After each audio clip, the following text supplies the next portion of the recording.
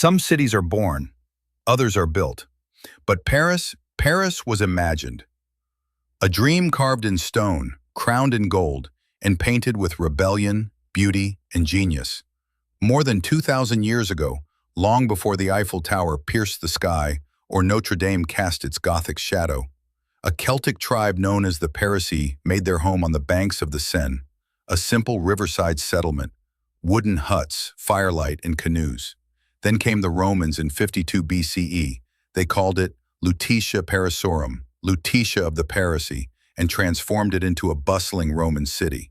Stone roads replaced dirt paths, temples rose, theaters echoed with Latin voices. But through the centuries, the name of that ancient tribe, Parisii, endured, and from it, the city took its eternal name, Paris. By the 4th century, Paris became a center of Christian faith. In the Middle Ages, it grew into the beating heart of the Frankish kingdom, a royal city of kings and cathedrals. In 1163, construction began on Notre Dame, and Paris became a spiritual beacon. But Paris is no stranger to fire. It has burned in war, in revolution, in chaos. The 100 Years' War, the Black Death, the 1789 Revolution, the Prussian siege, the Nazi occupation. Paris has suffered and survived. It was here, on cobbled streets, that the people rose against tyranny. Here that the guillotine fell in the name of liberty. Here that writers, artists, and thinkers, Rousseau, Voltaire, Hugo, Sartre, sparked revolutions of the mind. Through blood and brilliance, Paris gave birth to the Enlightenment, Impressionism, modern fashion, and cinema itself. Napoleon crowned himself emperor under the vaulted ceilings of Notre Dame. Marie Antoinette lost her head at Place de la Révolution, and beneath the Arc de Triomphe, an eternal flame burns for the unknown soldier, a symbol of France's courage. And above it all, light. The Eiffel Tower, once hated, now beloved. Montmartre, once a village of rebels, now a sanctuary of art. The Louvre, once a fortress, now a palace of treasures. This is not just the city of light. This is a living museum, a battlefield of ideas, a canvas of dreams. This is Paris, not just the capital of France, but the heartbeat of Europe's soul. The Louvre Museum. Long before it held masterpieces, the Louvre was built to protect, not inspire. In 1190, King Philippe Auguste ordered a mighty fortress along the Seine to guard Paris against Viking invasions. Its moat and towers once stood where tourists now stroll. By the 16th century, war gave way to refinement. King François I, a lover of art and Renaissance culture, transformed the medieval fortress into a royal palace. And with him came treasures, including one very special painting from Italy, La Gioconda, better known as the Mona Lisa. His successors expanded the palace, stone by stone, wing by wing, until it became a symbol of absolute monarchy, a place of royal ceremony, politics, and intrigue. But it would not belong to kings forever. In 1789, revolution erupted. The people rose, the monarchy fell, and the Louvre was reclaimed not as a palace but as a museum, a temple of knowledge for all. On August 10, 1793, the Muséum Central des Arts opened its doors with just 537 paintings, all seized from the church and nobility. Since then, it has survived empires, fires, and wars, even Nazi occupation. During World War II, curators secretly evacuated the Louvre's masterpieces in convoys, hiding them across the French countryside to keep them out of Hitler's hands. Today, the Louvre is the world's largest and most visited museum. Over 9 million people pass through its halls each year. It holds more than 480,000 works of art, though only about 35,000 are on display. Its collection spans 9,000 years, from Mesopotamian cuneiform tablets and ancient Egyptian mummies to Greek gods, Islamic art, and Renaissance legends. At its heart stands Leonardo da Vinci's Mona Lisa, barely 30 inches tall, shrouded behind bulletproof glass, and yet somehow larger than life. The Louvre is more than a museum. It's a mirror of civilization, a fortress turned palace, a palace turned people's treasure. It's the soul of France, framed in stone, protected by time, and open to the world. Arc de Triomphe. The Arc de Triomphe is not just a monument, it's a message carved in stone, 50 meters high and 45 meters wide, a message of power, memory, and sacrifice.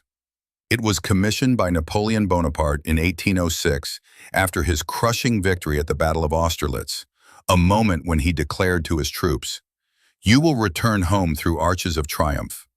The construction began with imperial ambition, but it would not be finished until long after Napoleon's fall. Designed by Jean Chalgrin, the arch draws inspiration from the ancient Roman Arch of Titus, yet this was to be grander, mightier, a gateway worthy of an empire. But by the time it was completed in 1836, Napoleon was long gone, exiled and dead on the island of St. Helena. His remains would pass under the arch in 1840, returning to Paris in solemn triumph. Etched into the stone are the names of over 600 French generals in the great battles of the Revolutionary and Napoleonic Wars. Look closely, names underlined mark those who died in battle. But this arch would take on a second life, far beyond empire. In 1921, in the wake of the First World War, a simple coffin was placed beneath it, the remains of an unknown French soldier. A man without a name, representing the millions lost in war. The next year, an eternal flame was lit beside him, and it has never gone out since. Every evening at 6:30 p.m., the flame is rekindled. No matter the weather, no matter the day, a ritual of remembrance. A reminder that freedom has a cost. The Ark has seen occupation. It has seen liberation. It has seen emperors, presidents, and protesters pass beneath its vaults.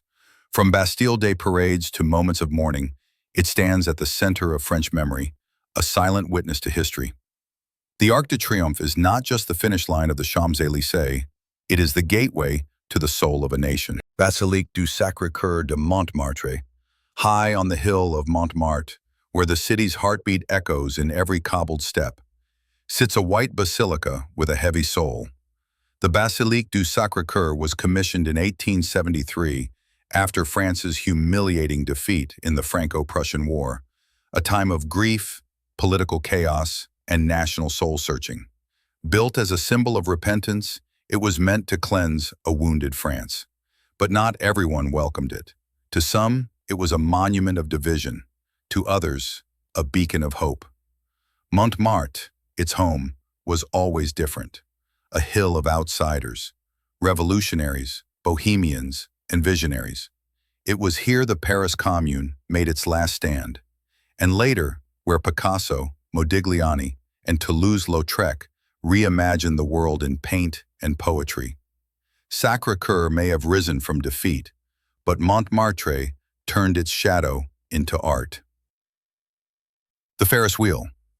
In 1900, at the dawn of a new century, Paris built a wheel to touch the sky. La Grande Roue, 100 meters tall, stood as a marvel at the World's Fair, celebrating human progress, invention, and the dreams of tomorrow.